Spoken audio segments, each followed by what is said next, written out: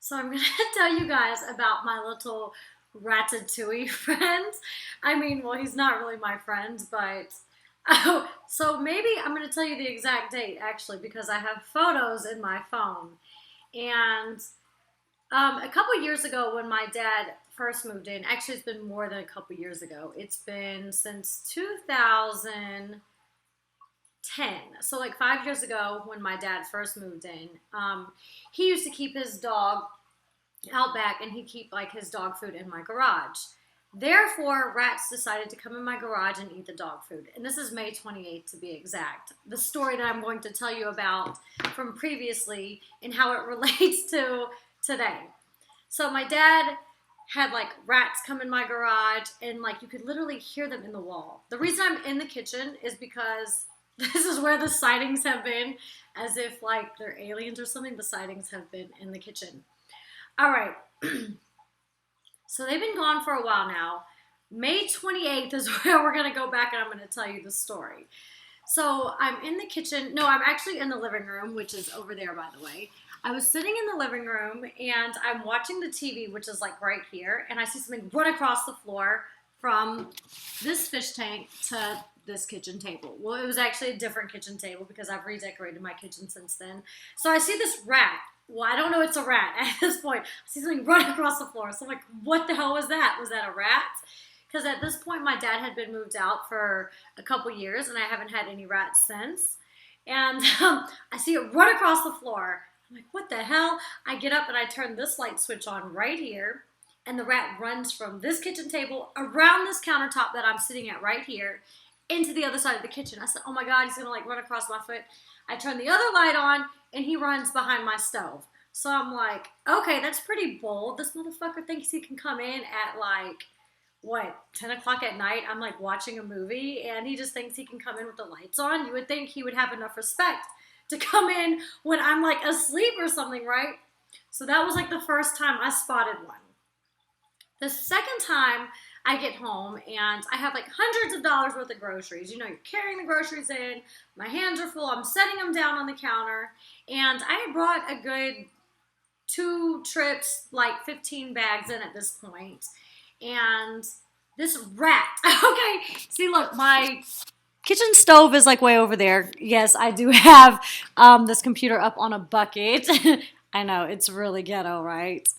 By the way, Kiko's heart medication pills every day. So he's like at the stove and he's like peeking over the top. Like this is the top of the stove and he's got his little paws right here and he's got his head like above the stove.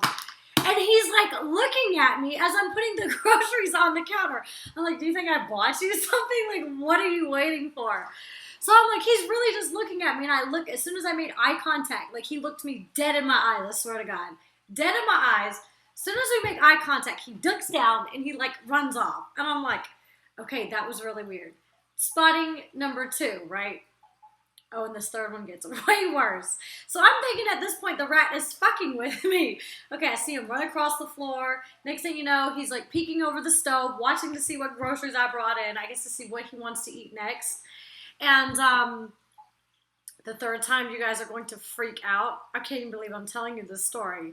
So I go into the bathroom and I have to go pee really, really bad. You know, normally you look in the toilet, you put the toilet seat down, whatever else. There's no guys that live here. It's just me and Kelsey.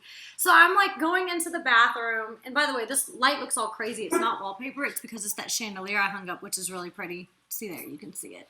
I know there's a security camera up there. But yeah, so that light's what's making it all pretty and whatever crazy looking. Okay, back to the story. I have to go pee really bad. I go into the bathroom. I go pee. And, okay, I go to grab toilet paper. You know, you wipe yourself off. You throw the toilet paper into the toilet. At one point or another, you somehow, like, subconsciously, unconsciously, whatever the hell it is, you look in the damn toilet. So I go to throw the toilet paper in the toilet. You guys will not believe what I saw. Ratatouille is in the toilet. Like, luckily he was on like the back side or I would have peed like right on him. And that's really scary. Like he could have bit my vagina. I would have gone to the hospital. I felt so bad for him. He was, and if you don't believe me, look, I've got photographs, okay?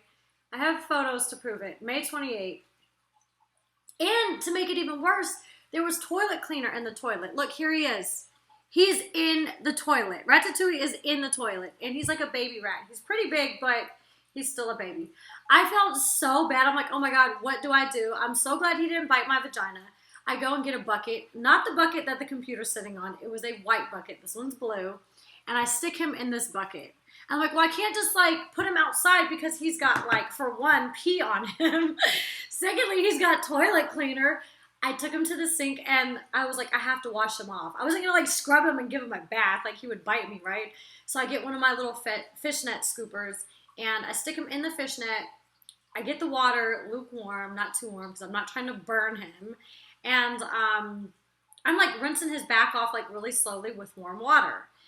And he starts to like climb up the net. I'm like, oh no, I just saw like something bad happening, him jumping on my arm and then me freaking out. So as soon as he gets on the net, I like push him back in the bucket. I rinse him off, right? And I was like, well, I don't want to leave him just at the front porch. He's going to come back in my garage because apparently that's where they're like staying. Like they live in the garage in this wall above my damn stove. And I thought they were coming in through the doggy door, which they're not. They chewed a damn hole behind my little cabinet by the sink, and then that's where they're coming in at. All right, so there has been multiple times where they've done things like, look, he ate a banana at one point, chewed a hole in the corner. When there was nothing on my counter, because my counter's usually really clean. I just got back from a photo shoot. I had headshots done for acting, which I'm going to do a video on how, whatever, to have good headshots made. Look, he like, I guess, could not fit his fat ass through the pantry door. So there's like little pieces of like basically wood shavings where he chewed the bottom of the door. Look, there's more right there. See all these little specks on the floor? That's like wood shavings. All right, so I washed him off and I'm like, let me go put him outside. It was a gloomy day out and I have like these big flowers by my mailbox. I'm like, I can put him down there and my driveway's kind of long, so he won't be that close to my garage. He can go somewhere else and he's going to be protected from the rain. So I'm really like looking out for my Ratatouille friend, even though he's like eating my bananas and like eating the bottom of my pantry door. I'm like an animal lover. Like I don't want to just kill him. I could have flushed him down the toilet, but I couldn't do that. It's Kiko crying in the background, not a rat. All right, so I put him out at the mailbox and I take Kiko out for a walk. Kiko always smells the mailbox first. That's what he does. He goes to his mailbox first. He pees on every other mailbox. He wants to like mark his territory on everything. So he goes to pee on his mailbox. Me not thinking, he just all of a sudden goes crazy and starts pulling his leash. And I see the rat. Okay, Ratatouille looks right at me, dead in my eyes. And I'm thinking like, is this, I swear that it's the same rat. My dad's like, no, they're all babies. Like they're all the same age. They're going to be the same size. But I swear it's the same rat. From day one, who ran across the kitchen, to 2, watching me from the stove, to 3, he got in the toilet and I peed on pretty much his damn head. Okay, so he's at the mailbox and Kiko goes after him. He runs straight across the driveway, all the way up, a good 40 feet, turns back around. It's kind of like drip dropping outside. He's so scared. I see him breathing like this. He's like he's really, really upset at this point, right? And he runs to like my little magnolia trees, looks back, looks at me, and I'm like, oh no. And I see him run straight to the garage. I'm like, that motherfucker ran straight back into this damn garage. And at this point, like, I tried to save your life. I gave you a bath. You've been eating my food. But at some point, you're just taking advantage of me. Like, I have to get rat poison, and you guys have to go because I don't want, like, one to be sick and then it come inside and Kiko eat it or something and Kiko gets sick. So that was May 28th. That was that was the 5th month of this year. We are now in October.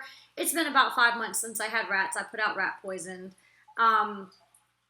which apparently I haven't heard any noises or anything before. You see, like, this is like a big mess. They ripped all the cotton out from underneath my hot water heater, and there's rat poison down there. It's like those little green blocks. Okay.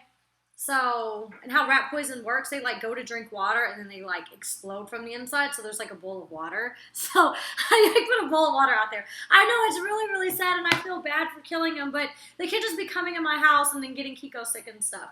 So I haven't seen any rats since then until, okay, I haven't seen one. I haven't heard any, but this morning I come down and Kelsey's had these like flour tortillas on the counter for about 2 weeks now. And I noticed the toaster was pushed a little bit out from the wall. And look at this. Obviously, our rat friends have came back because Exhibit A, there is a hole in this bag right here. You see I can stick my fingers in? And they chewed. Look how much he ate. He ate through 1, 2, 3, like 8 corn tortillas, this whole corner. And then if that wasn't enough, I don't know if he had a friend with him or he decided to go to the other side, but he ripped a hole on this side and he ate a couple little pieces off of this corner. You see this where it's missing? So this is Exhibit A. And if this wasn't enough, I guess they dried out because the bag had been open. You know you got to close corn tortillas. He obviously ran across the counter about 5 more feet and decided to eat the hot dog bread. Exhibit B. You see this hole?